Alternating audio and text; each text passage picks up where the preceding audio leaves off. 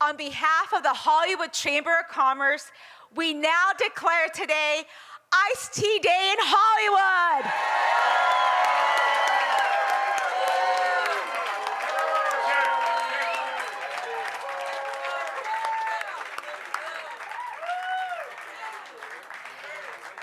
It's now time to hear from our honoree. Let's hear it again for our newest Walk of Famer, Iced Tea.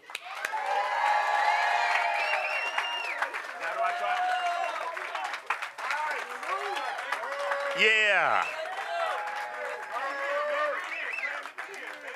As my man Bishop say, ain't it, man?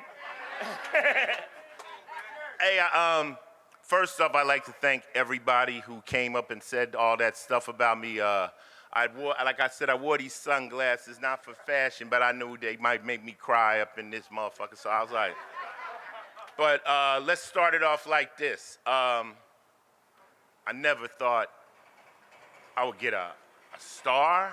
Are you really? I mean, the way my life was going, it was like, what can we come up in Hollywood and steal? We were really out here causing real problems. And this was just out of the question. Show business was out of the question. And then hip hop came and I found something that I could do. But what I did was I told the stories of the life I was living. And we invented a genre. Well, Ice Cube co-invented this genre called gangster rap, because when I was doing it, they didn't have a name for it. We were calling it reality rap. Then Cube came out and said, straight out of Compton, crazy motherfucker named Ice Cube, from the gang called Niggas with Attitudes. And the press said, oh, well, that's gangster rap. Isn't that gangster rap? But then I had to follow up Cube like, okay, well, then I'm the original gangster, goddammit, let's go.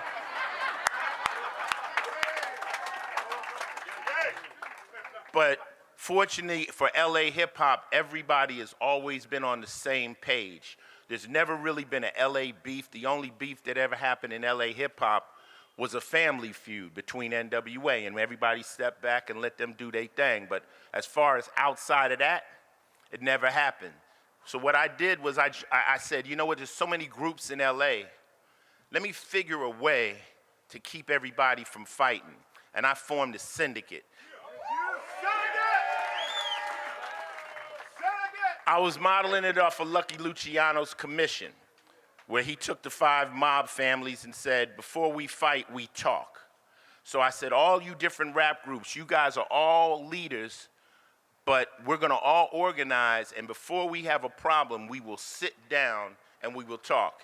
And with the syndicate, we never had one beef in LA between rappers. I think that deserves a round of applause.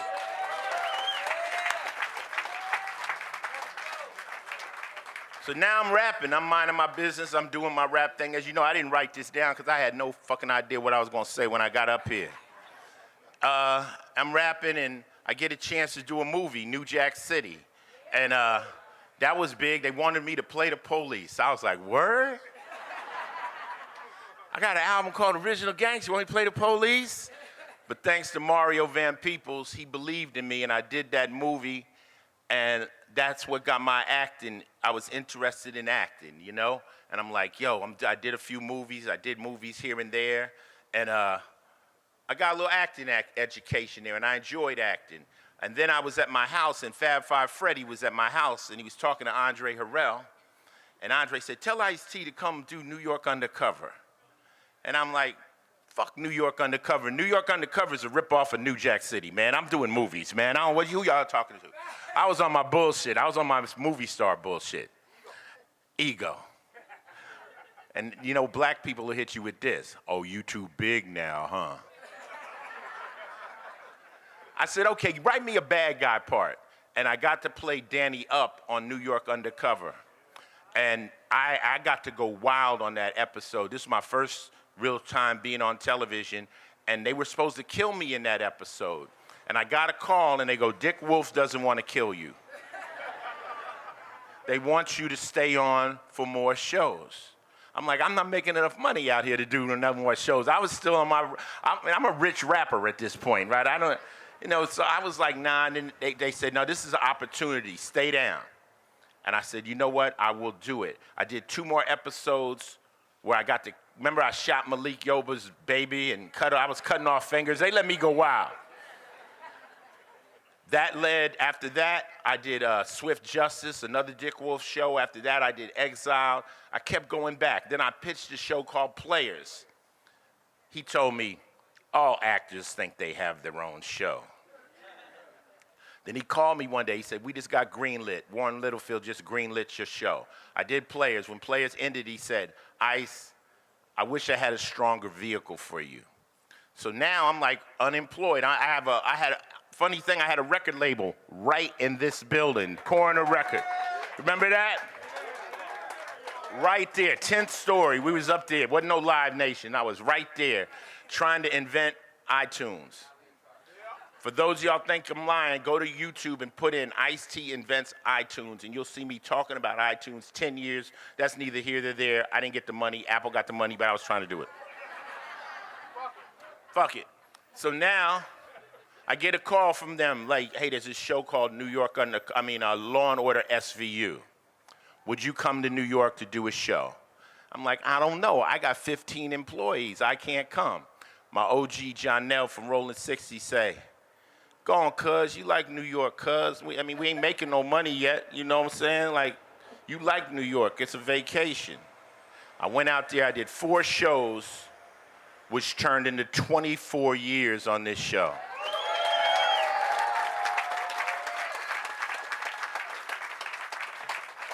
People say, how do you do the show for so long? You know why? Because it's such good people. Coming to work every day with Mariska, Chris. We started with B.D. Wong. There's so many people that's come on that show, and every one of them has been wonderful. I had a great time with them. Now with the new cast and everybody, I personally wouldn't walk into that. One day I came in, I'll tell you, Peter Jankowski was another boss of the Dick Wolf situation. President of Wolf Film says to me, he says, you still having fun, Ice? I said, yeah, I'm having fun. I know you're having fun because you wouldn't show up. and that's real. I'm at a point in my life where I'm actually enjoying what I'm doing.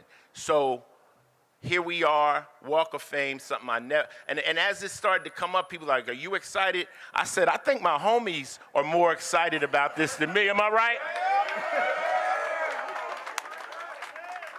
And I had to really understand that, like, when you have fans and you have friends, they're fighting for you when you're not there. When they say, hey, we Ice-T fans, somebody said, nah, I like whatever rapper they got. Nah, I'm Ice-T fan. They got the tat on them. They're with it. So every time you do something, you're not just winning, you're winning for them. It gives them bragging rights. It gives them the right to say, I told you Ice-T was the and every time you mess up, you hurt them. They like, damn, my man. They don't want to see that. So when y'all saw me on the Grammys, I was going in for y'all.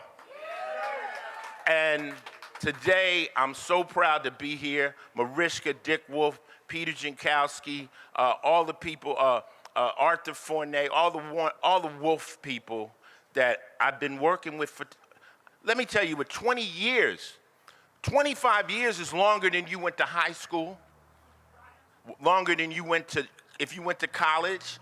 If you was a friend with somebody all through high school and college, you dropping them off at like 19 or 20. I've been with these people 25 years. I love these people, and they've never lied to me.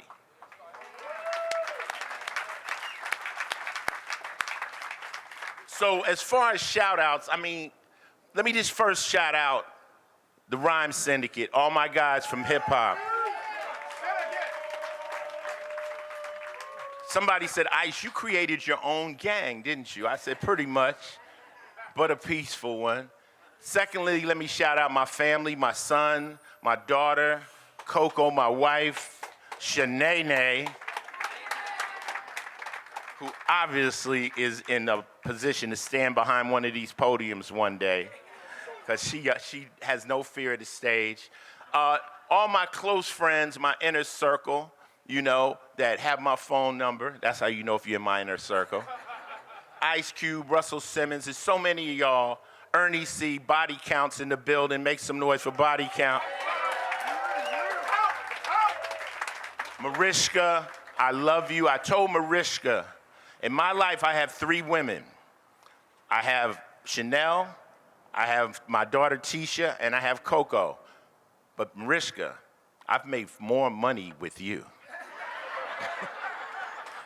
So you know where you rank. And Dick Wolf and them came in here. I told the homies, don't brush up against Dick Wolf. Don't you, God damn it, don't. That's my boss. All gangsters got bosses, you know that, right? And you got to be loyal to the organization. So I'm a rider for Wolf Films, and they know that. So yeah, thanks everybody for showing up. And last but not least, I want to thank the motherfucking haters, because you really make me get up in the morning and be the best I can be. All the naysayers, all the people that wanted to end my career, now I'm on a Walk of Fame, bitch-ass motherfuckers. And that's the motivation. You gotta let them haters motivate you. You gotta if you wanna go in the gym, go on YouTube, see somebody talking shit about you, then go get your reps in. You understand what I'm saying? If it wasn't for the haters, I definitely wouldn't have pulled this off. I swear to God. I swear to God. Thank you so much. I'm gonna give you so much more to hate in the future, trust me. I love y'all, thank you very much.